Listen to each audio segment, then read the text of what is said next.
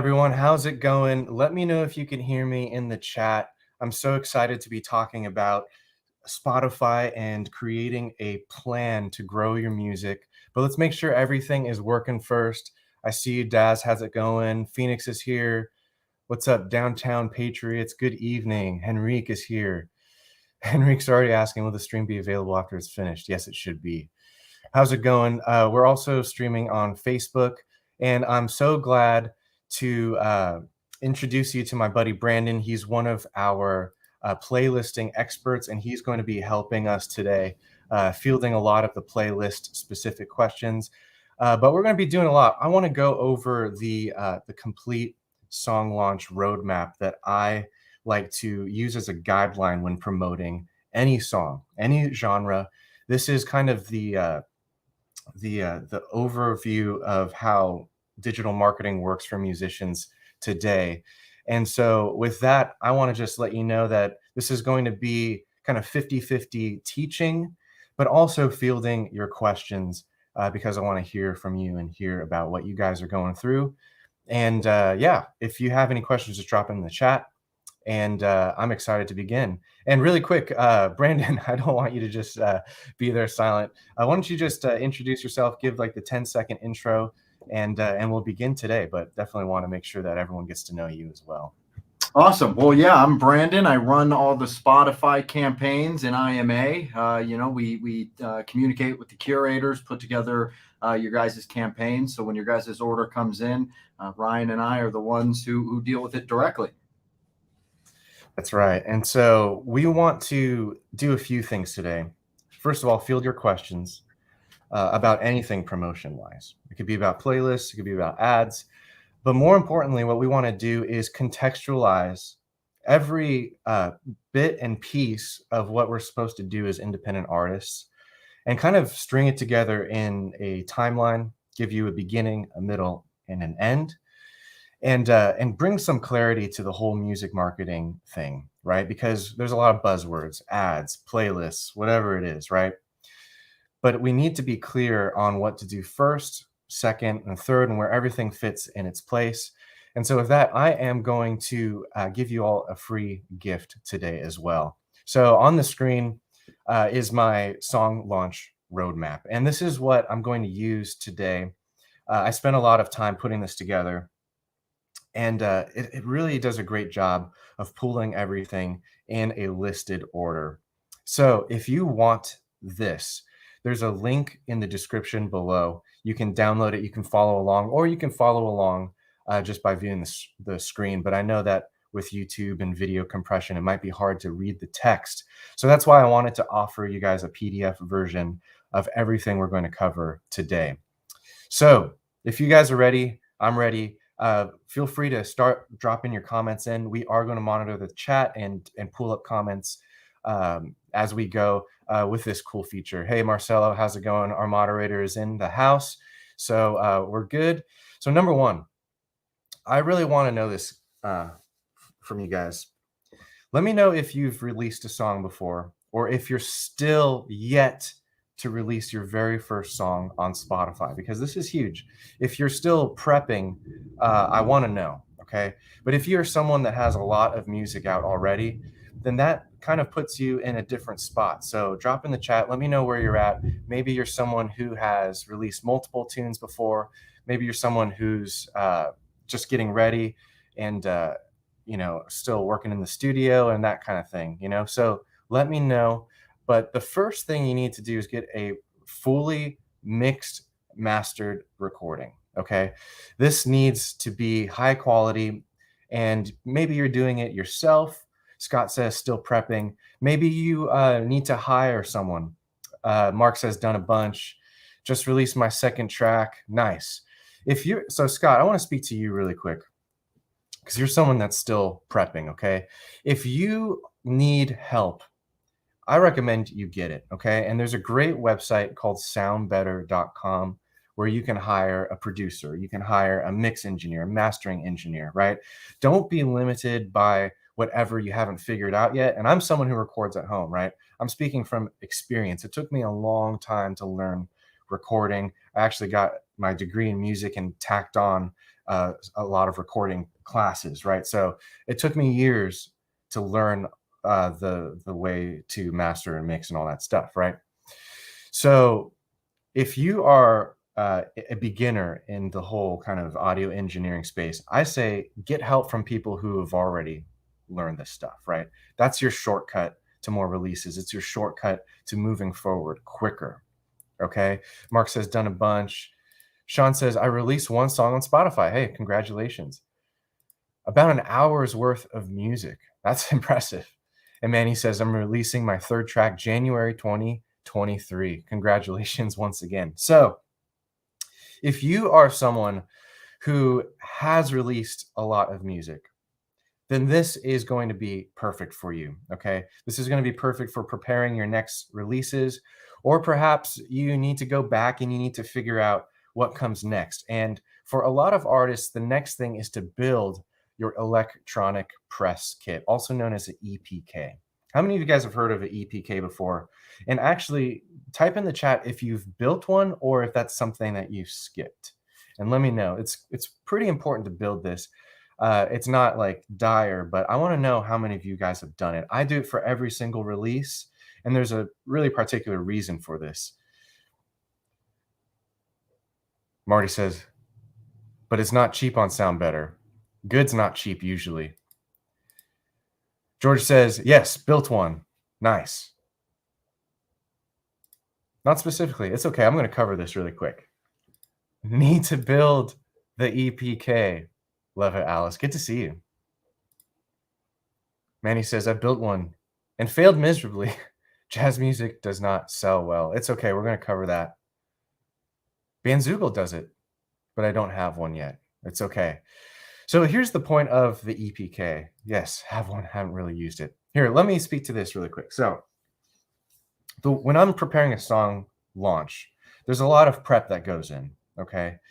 So if you are planning to run ads, if you're planning to pitch to playlisters or curators, if you're planning on trying to get blog coverage, there's got to be one place that you prepare in advance and you send everyone to. That's your EPK, okay? But it's more important than that. It also organizes yourself as an artist. I don't know about you, but if you are someone who has files just all over your computer, you're like, where is that remixed version, or where's my album art file that I made in 20 seconds before uploading to DistroKid or whatever it is, right?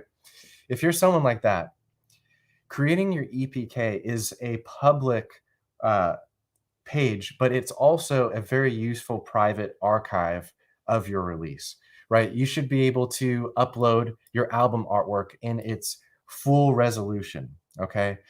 You can prepare your press release, and I highly recommend writing your own press release in the beginning, okay? And that is stored on your EPK. You don't have to worry, like, where's that Word doc again? Or maybe you wrote it in Google Drive, right? I can never find anything in Google Drive. Always using the search bar. And your song lyrics, you have to eventually type them out. And some distributors require that, others don't. And so having it on your EPK is really useful. Your bio completely typed out and written, right? And then some other things that are useful. This doesn't have to be posted, but usually it's nice to have a list of credits like you would in an album liner, and then a professional photo shoot to update, just in case you send it to a blog or something that have updated photos of you. Okay, so hopefully that helps. Actually using it. Dad said, never heard of it. Well, now you have. Alice says, good to see you. Thanks for speaking to the EPK. Oh, yeah. It's one of my favorite things to do just to prepare. I don't know if you've been in this situation, but uploading to your distributor, you realize, oh, that's right. I haven't actually typed out my lyrics properly. It's still kind of in that Apple Notepad or whatever on my iPhone, right? So it's a really great way to get your thoughts organized, but then you send it out if you're trying to do promotion. Maybe you're trying to land a manager. I saw a really good question in here that I want to pull on the screen. Stephanie's asking, is it supposed to be your entire discography or just for a new release? It's a really great question. And I recommend making an EPK for each song if it's a single, or each album if it's a collection. And then you can have a more general EPK that has basically your top tracks. It's more general in the sense that it's not for a specific release. It's just an overview of you as an artist, if that makes sense. And that's what I do. So I have my EPK that's for general use, and then I create a new song-specific EPK for every release as well. And I don't know if I made that up or it's just something I figured out, along the way. But that's what I do, and I highly recommend you do the same. And then after you have your EPK ready, you have to distribute your music. Now, if you guys have already released music before, you already know how a distributor works. But I want to know, I kind of got a couple in the beginning, but I want you to let me know if you've never signed up for a distributor before, because I want to send you a couple of videos that are going to help with this. Okay. My goal here is to lay out the path and to remove all the obstacles. So if you're someone who needs to pick a distributor still, drop it in the chat really quick. Otherwise, I'm going to move past this. Let me know. I'm going to take a quick swig while you guys are chatting in.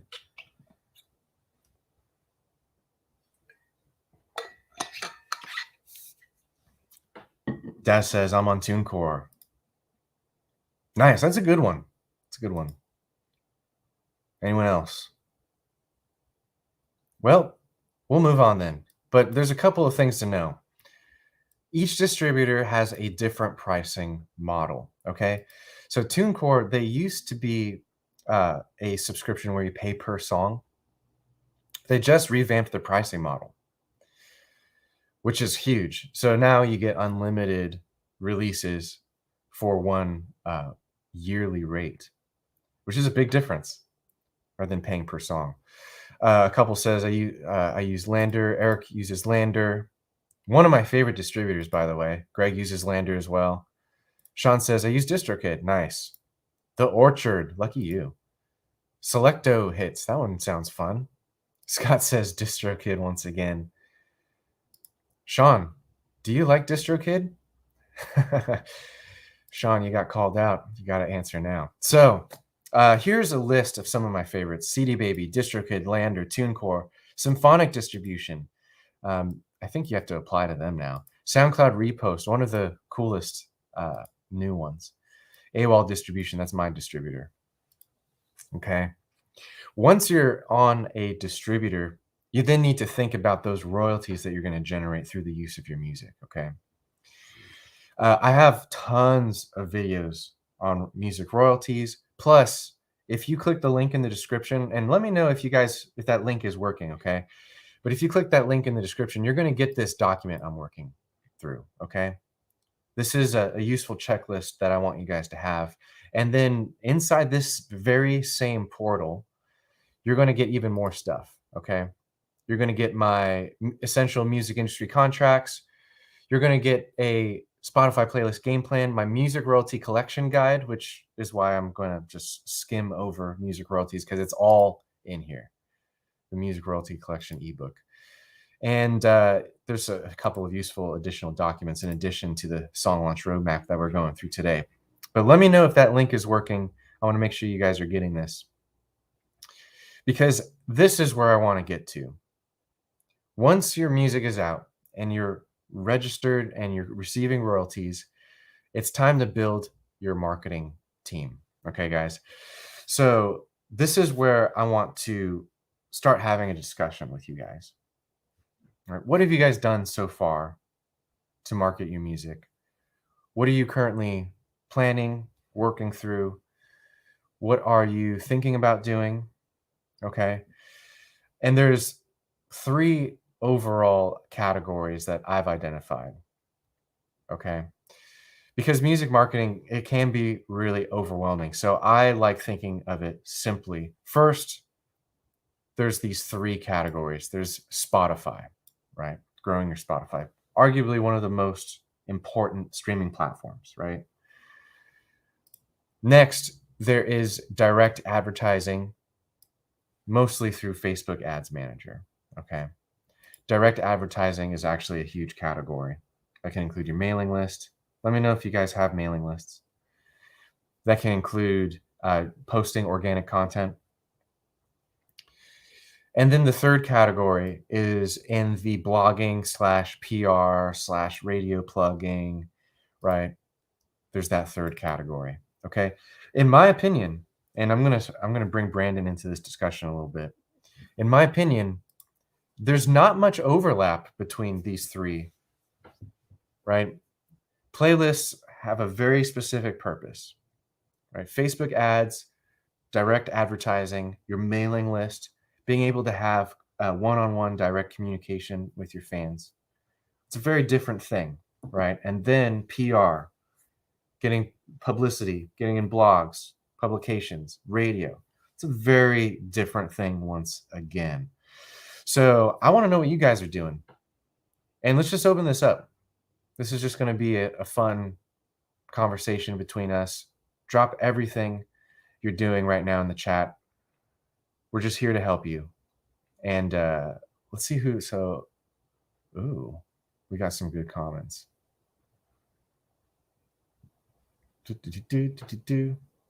Coburg says, I've hired a radio plugger, done Facebook ads, and used Spotify playlisting services. That's like all three of the categories that I've identified, at least. So that's great. It's really great. Let me know what's worked and maybe what you're frustrated with, right? Because these are not easy things. Maybe it's worked really well, in which case I would love for you to share it. Stephanie says, I have a mailing list. So good. So good. So underrated. Henry says, do you recommend a mailing list provider? I use Active Campaign. And so does Stephanie. The Jinx says some Facebook ads, YouTube ads, email list. Very nice.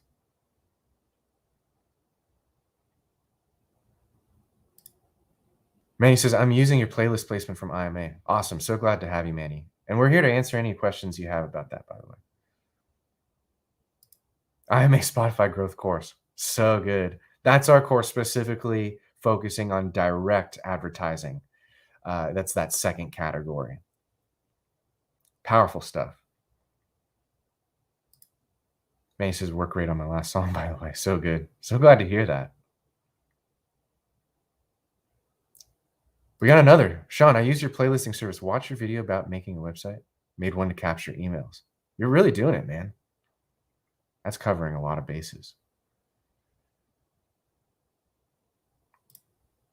Indigo says, Facebook and Instagram ads have been very frustrating. Legit playlisting service for Spotify have been most successful.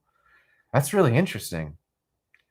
I'd love to learn more, Indigo. Drop more comments. I want to learn more about what you've experienced so far.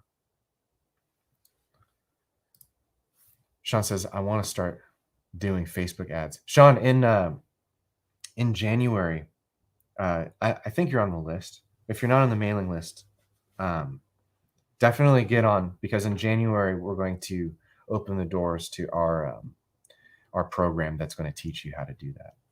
It opens and closes, so I want to make sure that you get notified.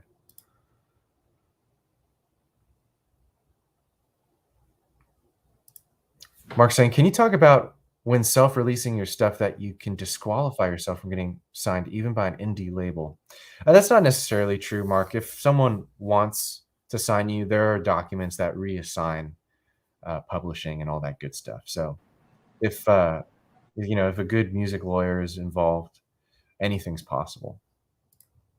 Yeah, and sometimes self-releasing is the best way to get label recognition as well. Oh yeah, absolutely. We should talk about that more, actually, because I want to know the heart behind this comment, Mark. Like, are you someone who's waiting to get like noticed, or are you trying to create that buzz yourself? Let me know. That's a really good point.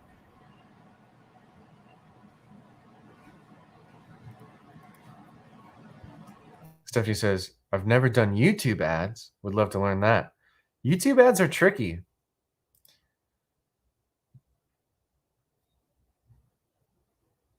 Eric says, great course. I'm pretty sure he's talking about the Spotify growth. Yeah, it is. It's a lot. Not for the faint of heart, but if you wanna kill it on Spotify, that's the way. Here's a good tip. You can start a mailing list for free with MailChimp up to 2,000 contacts, I think. Good tip. Sean says, use your playlist service, got fantastic results. Okay, so elephant in the room. Of those three categories, we help with two. Okay, let me put the list back on the screen. There we are. So beautiful, man. Everything's so neatly organized. So Spotify promotion and Facebook ads. If you have been a student of the Indie Music Academy or you've been a client of our promotion service, you'll know that we cover both of these things and do it at a really high level. Our Spotify promotion service is done for you. So we have a whole team, and that's why Brandon's here today. He's on the team. He's here to help answer any questions you have about Spotify playlisting specifically. And then I run a group where I teach ads management, specifically with the goal of growing your Spotify.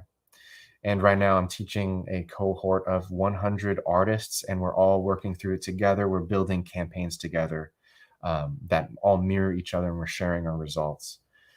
And it's a really great time, really fun. So if you guys have any questions about that, unfortunately, we haven't started a blog PR agency yet, but it's okay. We're really good at the other two. But hopefully that kind of answers any questions about why people are bringing that up.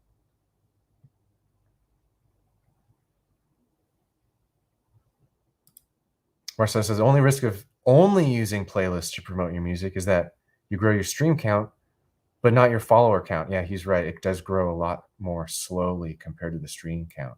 Yeah, proportionately.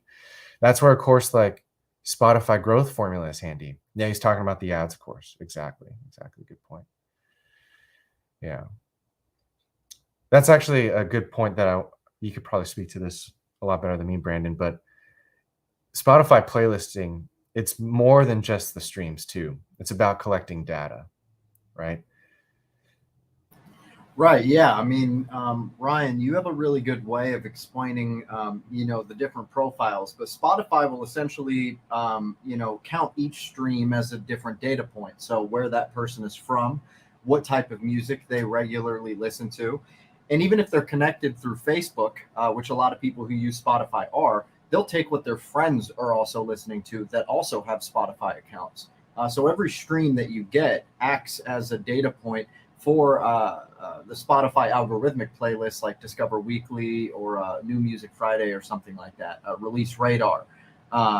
And your music is then pushed out and recommended to people that Spotify algorithmically decides would be a good fit for your genre or your style. Mm-hmm.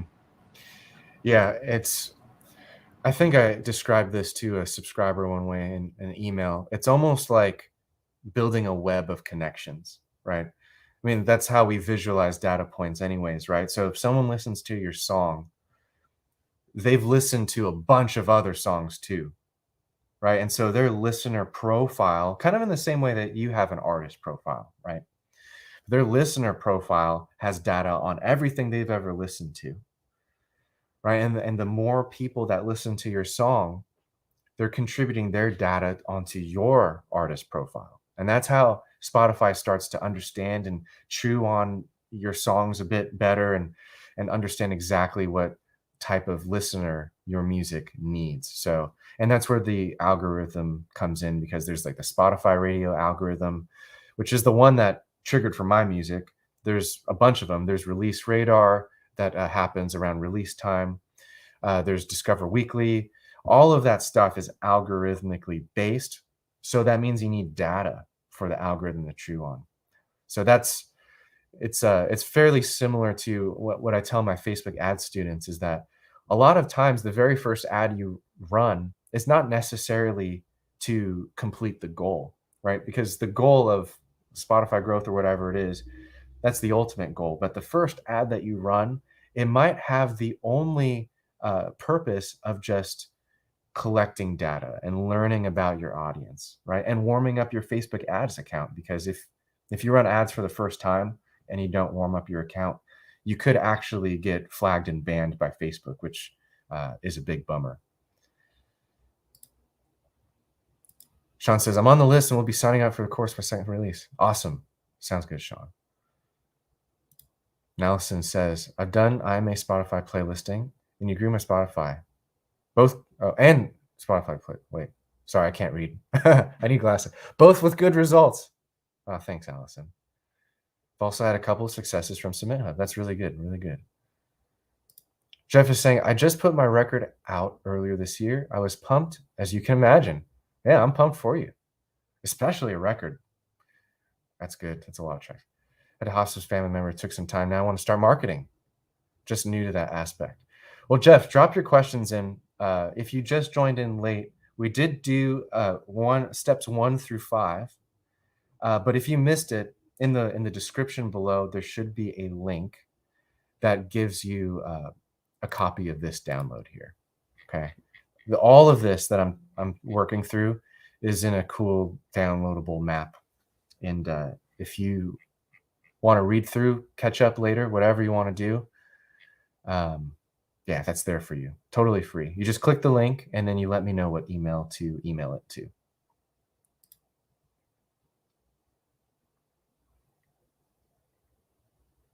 Mark says both. I can't remember my original question. Okay, but amazing. Oh, Stephanie says both too. You might have to remind me. Both.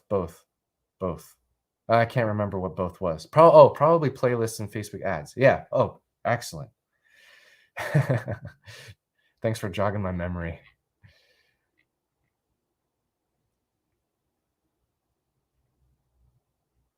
Allison says, I paid a PR firm for a few months, but that didn't seem to be worth the money, in my opinion. Allison, was this for a Facebook ads PR?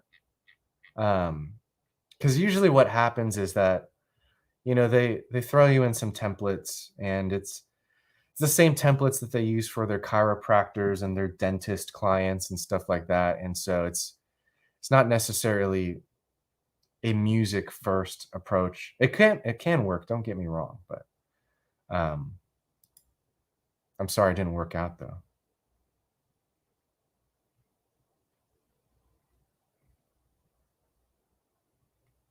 James asking, will this webcast be uploaded somewhere for those who can't stay for the whole thing? Yep, it will be. It'll be on YouTube. And if you're on the list, as always, I mail you guys the replays through email.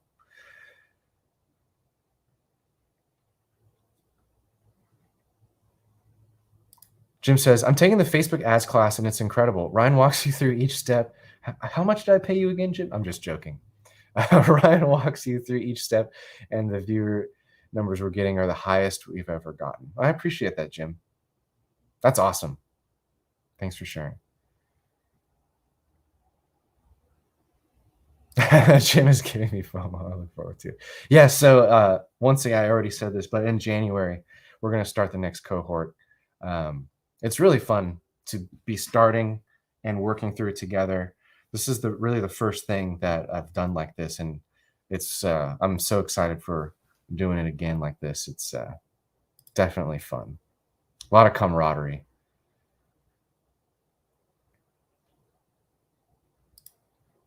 Alice says, I create content in tiny moments of free time.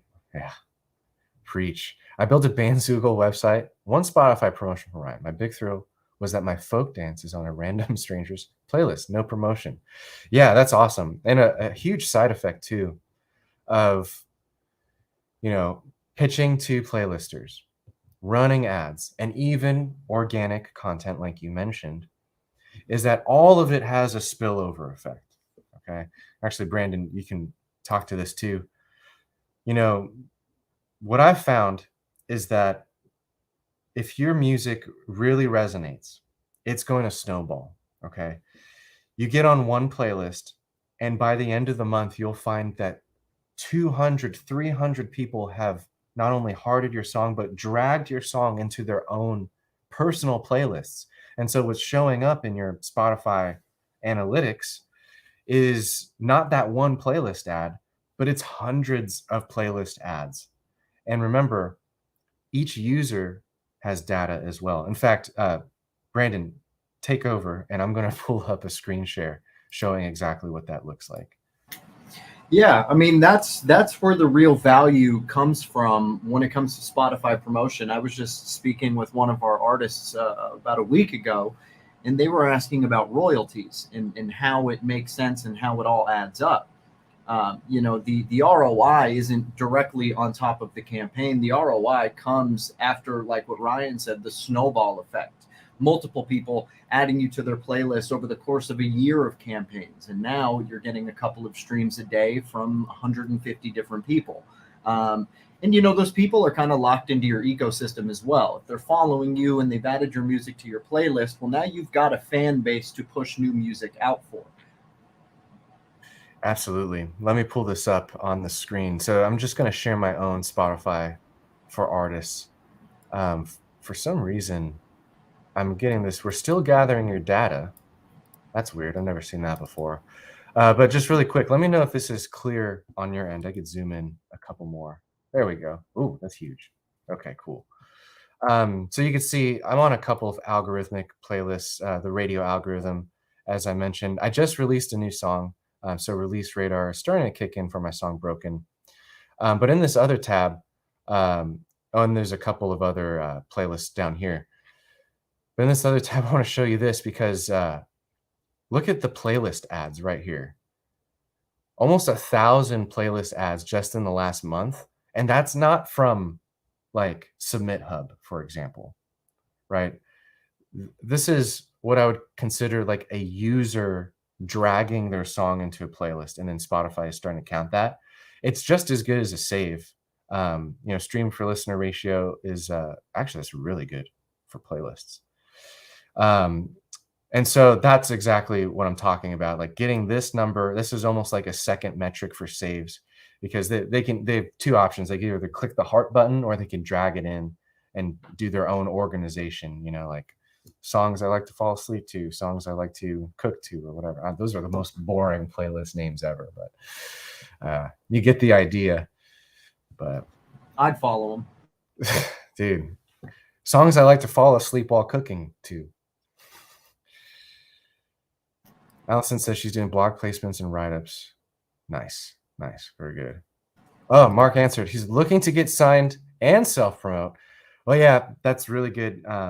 The signed artists that I've talked to, they mention that most of the time they get signed and they still have to run their own promotions, which is kind of fun. Funny. Still fun. Ironic. Hiring a PR firm works if you're touring. Oh, yeah. If you're busy and you can't do it yourself, absolutely. Get the help you need. And getting verified as well. Oh, yeah. Now, speak to that a little bit. I want that not to just pass with and actually, I've been seeing a lot of people bring up blog posts and PR firms and how they're worth it. That's one of the ways. We say an artist when they're running Spotify promotion or when they're trying to promote their music career, it goes a lot further than just what you put into just Spotify. I mean, Ryan has a whole course on Spotify ads, but when it comes to getting blogs written about you, when it comes to any extra search engine optimization fuel that you could add to the Google search rankings, it's always going to help dramatically. And getting verified on Instagram as well. When you submit an application and Instagram looks at which boxes you check, I mean, of course, they're going to look at followers and overall engagement, but they're going to see how many times these blog articles or PR firms has gotten articles written about you. Yeah. And there is a requirement for verification that you do have publications that are out. Isn't that correct? Yeah, I believe it's about like 5 to 10 different articles from somewhat well-known sources. That's huge, man. If there's one takeaway from today, it's like you're trying to get verified and it's just not happening. See if you have any write-ups about you. That might be holding you back.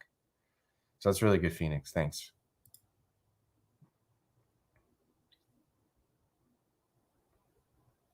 Mark is asking, how does sync placements play into the promotion strategy for you guys? Well, sync is a very specific strategy. I would say that it's a different career path than like the solo artist or the singer-songwriter artist or the rock band looking to get signed or looking to stay independent, right? I put all of that in kind of one category. And then sync is a very different career path. And that's the way that I understand it. Um, I don't write for sync, so I can't speak out of my experience.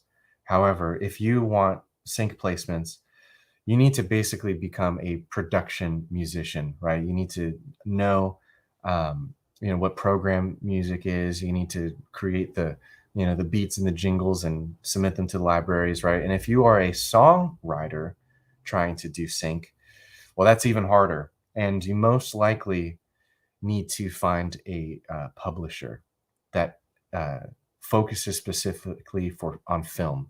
Let me say that without stuttering. You need to find a publishing company to sign you that focuses specifically on film and television placements. That's the career path, right? Versus getting signed to a record label, you get signed to a publisher. That was a good question.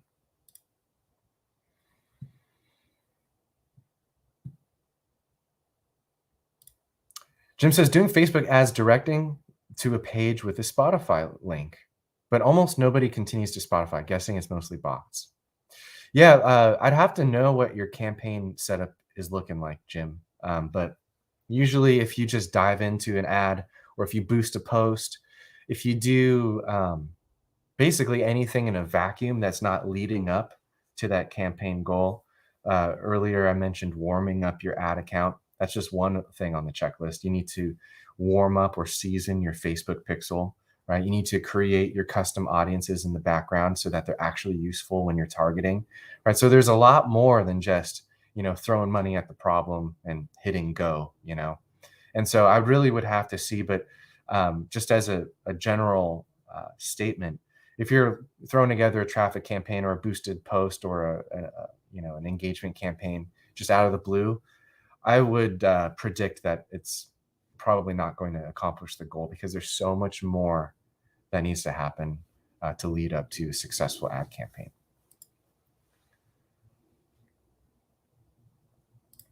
Alice is saying, I think that playlist landing was a result of my Christmas Carol promotion package from Ryan a year ago. My music's pretty niche, so that was fun. Hey, Christmas is coming around. If anyone has Christmas music, it's almost that time. Thanks for sharing that, Alice. Mike says, learning a lot in Ryan's Facebook ads course. Signed up for IMA's Spotify playlist service too. Awesome, Mike. Thanks for sharing that. Really do appreciate that. And it's so good to have you in the Spotify growth formula. Is the fan attraction system the same name as the same as the Facebook ads course? No, it's not. So the fan attraction system covers mostly direct messaging through email content. It talks about how to release a song and how to use the song release to gather fans, right? So it's more kind of like out in the world, right? Whereas Facebook ads, it's Facebook ads. Just we're living in that Facebook ads platform every single day, whereas the fan attraction system is pretty much covering all platforms, and it's connecting the pieces of the fan journey together. Let me know if that makes sense. But yes, they are completely separate experiences. Heather's asking, has anyone had issues with boosting music on Instagram to run an ad? I've had issues submitting even uploaded copyright info to comply, but had no response. So Heather, I think, I don't know exactly your situation, obviously, but boosting a post is not really a great tool. I always make fun of it, especially with the students in the ads course. But I say that boosting a post is Facebook's way to just spend your money as easily as possible, right? With almost no strategy, right? You just click the button and the money disappears, and in exchange you get some likes and comments, right? But if you have any advertising goal that's beyond just likes and comments, boosting a post is not going to get you get you there.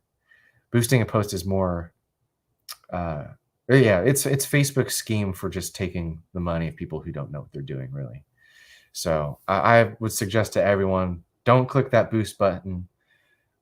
It's there as a shiny object, but so much is required to actually run a successful ad campaign. That's why, we just went through Black Friday, and I can guarantee you that the successful brands running Black Friday sales did not just boost a post. They actually ran a real ad campaign.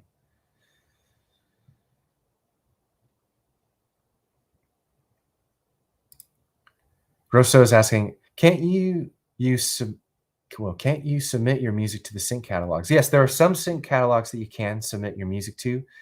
That would be completely different from what I described earlier, right? What I described earlier was getting signed to a publishing company that actually that pays you, right? That pays you in advance so that you don't have to work your Starbucks job, right? And I say that because I used to work at Starbucks, right? You don't have to work your retail job. You can focus on creating music, and they'll commission you to create albums.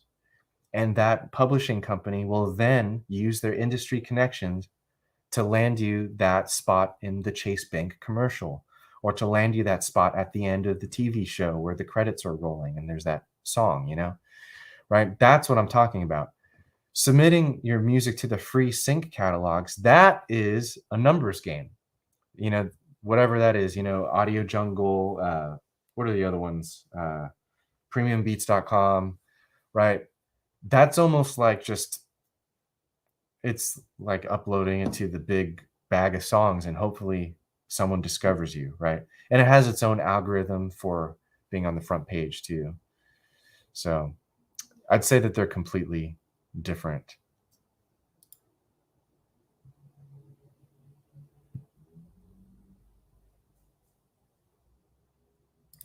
Brandy's asking, what is an example of warming up your ad campaign? Well, you would be warming up different elements in your ad account. So there's different tools that we use to advertise. One of them is the ads manager. There's audience manager, where you can create and manage specific groups of people that you want to advertise to. Then there's events manager, right? And events are the different actions that people can take, right? An event, for example, is like a button click, or an event would be a website visit, or submitting a form, right? Which would be an email sign up, right? Those are all events. And so you have to warm up all of those elements of your ad account. And so an ad campaign is what you would use to warm up those elements. So I hope that makes sense, Brandy. Hey, Dan, welcome.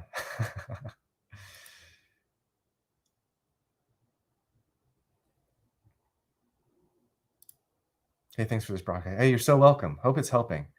Continue to drop your comments in. We are talking about, we're talking about a lot of subjects today.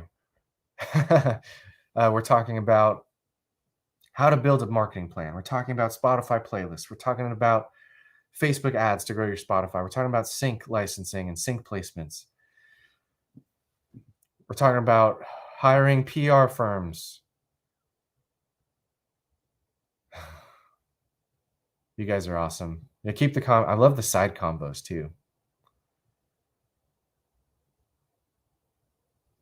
This is from a while ago. Stephanie says, thanks, Brandon. Talking about the Instagram verification. That's really, really helpful.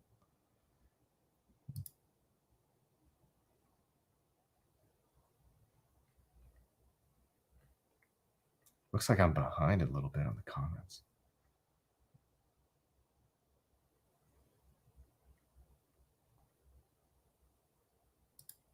Is your Facebook ads course on IMA currently available for enrollment? Unfortunately, it's not right now, but it will be in January. Okay. So to get on the notification list, the easiest way actually is just in the description. There's a button, or there's a link right in the description.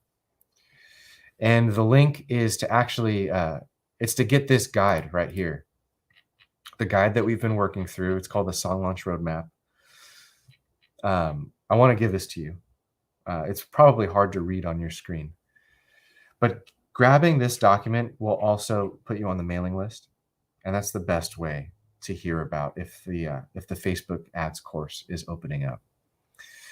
The reason for that is because it moves as a cohort, right? So we all start together. We create our ads together, and there's a lot of camaraderie and support and sharing and feedback, and not only that, it's just easier that way. I wouldn't want you to drop in the middle, and so stay tuned for when it opens up once again. Mark says, you guys are great. I hope he's talking about us. Thank you so much, Mark. I appreciate you too.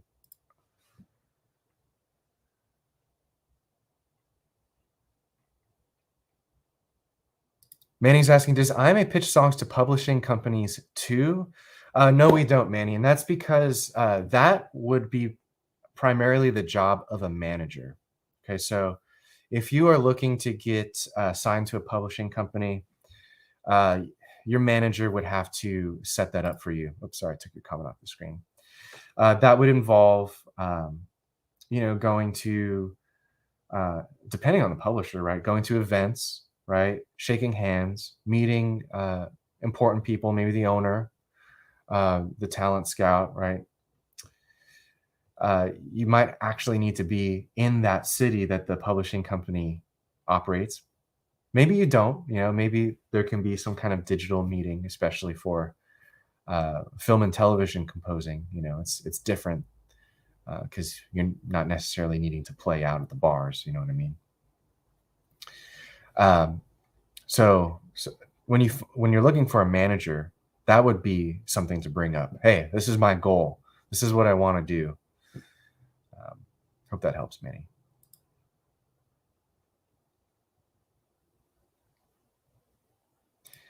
Henrik says, can you elaborate a little on how to build a good ad campaign and what content should be featured in the campaign? Well, Henrik, I want to, but it would literally take me 90 days to do it. That's how long the Facebook ads program is. But I can give you just kind of like two really quick principles that you can start chewing on. First of all, an ad campaign is a structure, okay? And what I'm helping the students to set up are the structures, right? Click this button, set this up, organize it like this, nest this under that, right? The structure is one thing. And then the content is the other side of the coin, right? So you have your structures and then you have your content. Both need to work together to accomplish your campaign goal, okay? So for example, if you create a video or a post that has a goal, but the structure is misaligned, well, then your ad is going to fail, right? And then the other way around too. You can click all the buttons, you can copy the exact setup, but if the content is lacking or it hasn't been A/B tested, or you're just just making a quick video, but you don't know what you should say in the video, right? Then your ad will fail as well. So I would love to have you in the next group because we really dig into this stuff. But it's, I honestly wouldn't know where to begin on this short live stream. So I hope that at least helps you a little bit for now. But hey, we can dive in together in January for 90 days. That'd be fun. That'd be really fun. Love the side chats, guys. Keep it up. Dan says, just got into AWOL. Do you know if it's possible to upload cover songs with them? Dan, it is absolutely possible, except you will need to secure your license separately. Some distributors have, cover song licenses built into the distribution process. For example, DistroKid does that. Lander does that. A bunch, too many to name, actually. AWOL does not. And so you'd have to use a service like Easy Song Licensing and purchase those licenses separately.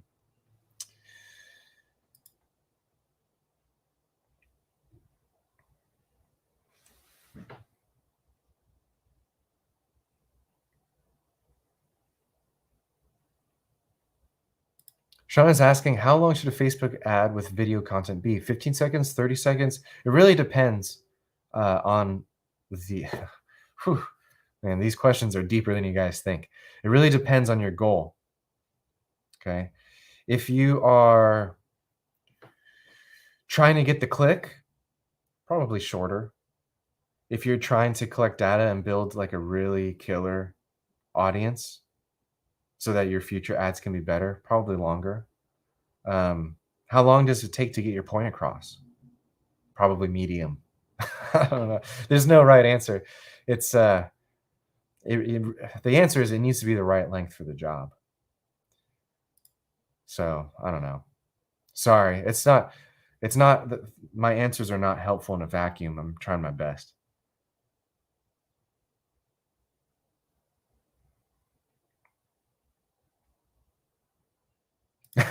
Jim strikes again.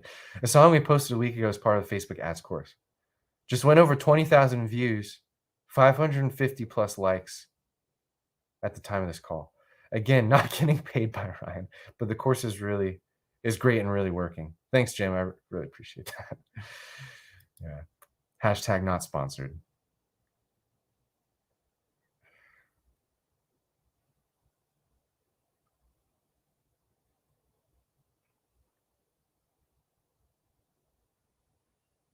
Awesome, guys. Well, hey, I want to just open it up for just open questions for the last 8 minutes here. We're almost at an hour. Super fun hanging out. If you have any questions for Brandon, he's in playlisting all day, every day. That's where his mind's at. If you have any questions about ads, I'll do my best. But it'd be hard to explain how to set up an ad campaign in a quick Q&A. But I'd love to still do my best answering question. We're here for you. If you have any questions about the document that I created for you, the song launch roadmap, first of all, grab it. It's yours, absolutely free. It's got a ton of useful lists and information. Not only that, the portal that this document exists in has a whole bunch of other useful documents too. You get my essential music industry contracts, which has a work for hire agreement. If you're a producer or a singer or anyone that helps other artists create their music, you need a work for hire agreement. We have the Spotify playlist game plan, which is how I approach playlisting. Music royalty collection guide. If you have any royalties that you need to collect and you haven't done it yet, you definitely want to check that out. And then the song launch roadmap, of course. Oh, and I forgot to mention, there's also a sweet video series. 1, 2, 3. Music marketing mindsets workshop. How to grow a music fan base this year. My music revenue streams that I'm growing this year. How to make a lasting impact with your music and brand. Guys, this video alone is 32 minutes. So there's no reason not to check it out. It's free, it's helpful, and it's inside the Indie Vault, which is the link in the description. So we're just there's the distributor assessment tool. Forgot about that one. That's useful. But today we're focusing on the song launch roadmap and we're answering your questions. So throw them in. We'll be here for about 5 more minutes. Definitely want to be here for you. And as always, we are available via email. And our nifty new support link too, which I should drop in the chat for you guys. I'm gonna grab that.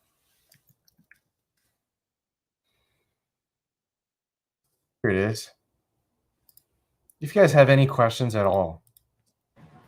Alice has a good one right there at the bottom. Oh, sweet. Okay. I just dropped our support link in the chat. You can contact us at any time. Let's grab Alice's question.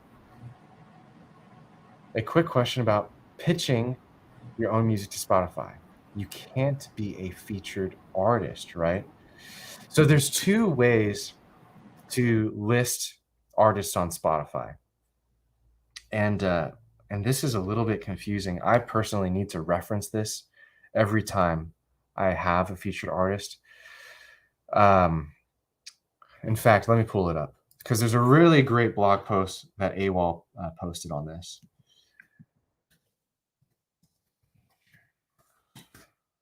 Here it is.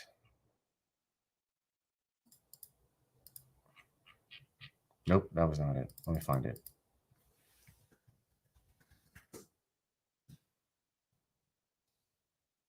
I'll give you the short answer while I'm bringing up the more specific information. But, oh yeah, why can I not find that page? I am now getting worried. I'll give you the short version anyways. So there is two ways to list. There are two ways to list artists. You can list them as equals, or you can list them as primary artist and secondary artist. Okay. So if you list two artists both as primary artists, well, it's going to display differently on Spotify. Okay. First of all, if both artists are primary artists, either artist can submit to the Spotify curators. Secondly, both artists are going to have that song in their release radar, and both artists are going to have the release appear in their new releases category on the Spotify profile. Okay, I hope you're tracking. It is really confusing, so I'm trying to be careful on how I say this. The other option, listing a secondary artist as a featured artist, changes almost everything. So that artist is now a featured artist on the track, which means that the release won't get shown in upcoming releases. It'll get shown in that lower section on their Spotify profile. That's called also featured in. I'm pretty sure that's what it's called, right, Brandon? Also featured in. So that's if they're listed as a secondary artist. So during the distribution process, you basically decide that in how you list the artist on the track. Hope that makes sense.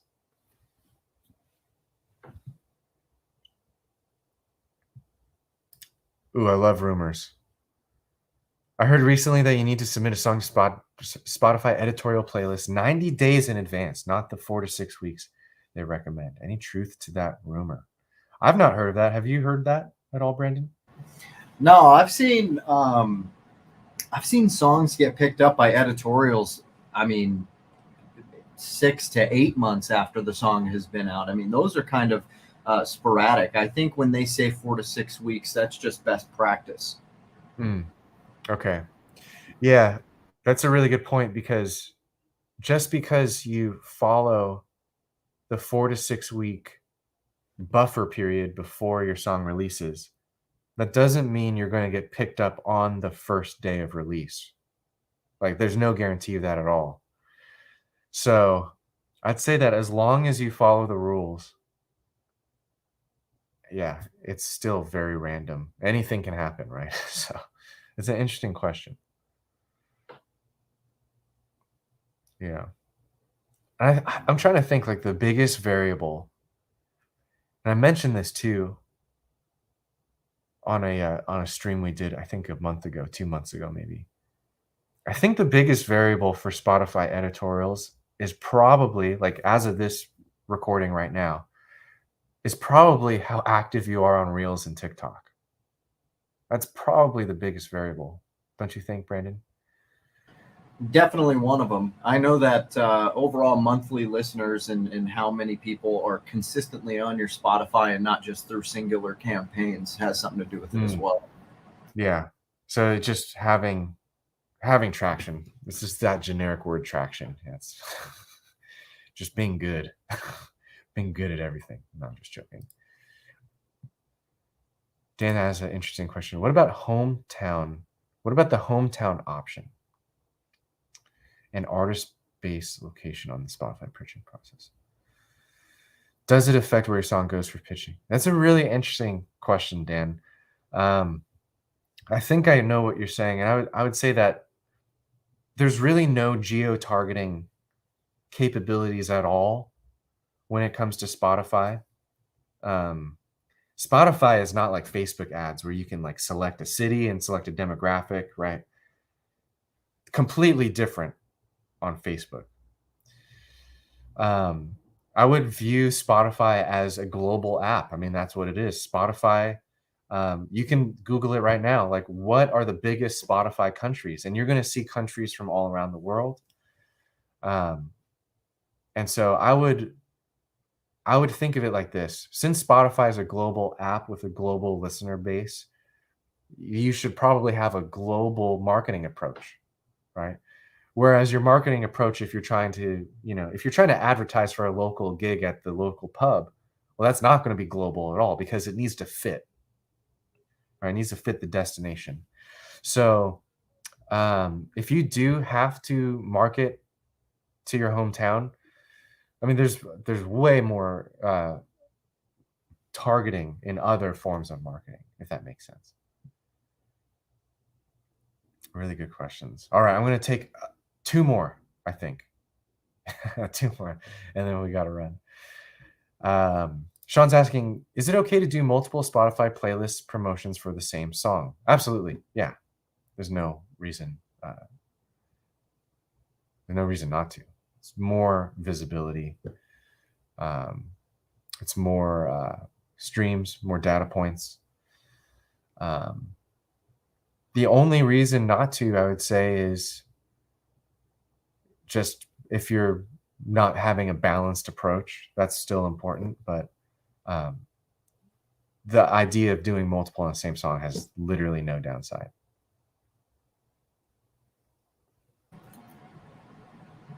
Joseph's got a good one right there at the bottom. Ooh, here we go. Joseph is asking, your Spotify campaign say one of the guidelines is international interaction. Can you expand on that? Well, it's just the expectation that there's really like, okay, our Spotify campaigns, the core of the traffic is SEO based, right? SEO stands for search engine optimization. In the real world, what that looks like is someone wants to listen to music, and so they use the Spotify search bar to discover music, to discover playlists, and if your song is on that playlist, then your song gets discovered through that organic search process, right? And so you have to understand that, like, there's literally no way for us to say, oh, because you're in this country, you can't use the search bar. Like I only like if I was saying I want to get on a playlist, but I only want streams from the United States, I would say, well, first of all, why? And then second of all, that's impossible. I can't just say like, because you're in Canada, you can't use the Spotify app in its full capacity. You cannot discover new music using the search bar. So I hope you're getting the point, Joseph, that Spotify is a global app. And so absolutely, yes, like certain playlists do have a majority listener base. Like, for example, it's really easy to get Latin listeners if you have a Spanish language song. You could match it to a Spanish speaking playlist, for example. There's tricks like that. Well, So, I mean, even with TikTok, and I'm sorry to interrupt, TikTok no is massively used in the Philippines. So when curators start up TikTok like lists, they notice a large following from the Philippines. So these lists end up getting over far over 1 million followers, but let's just say 60% of those people, 60% of the audience is from the Philippines, but 40% of it is from America. So it's like are you from the United States? So for any of our United States artists, it's why throw away such a strong base of people because it would be in the Philippines. And as you were saying, Ryan, Spotify is an international platform, and spreading your roots as far as you can is always recommended. So international is a great thing, and geo targeting isn't really something you want to do when it comes to music anyway. Yeah, I think I heard this on the DIY Musician podcast, which is a great podcast that CD Baby puts out.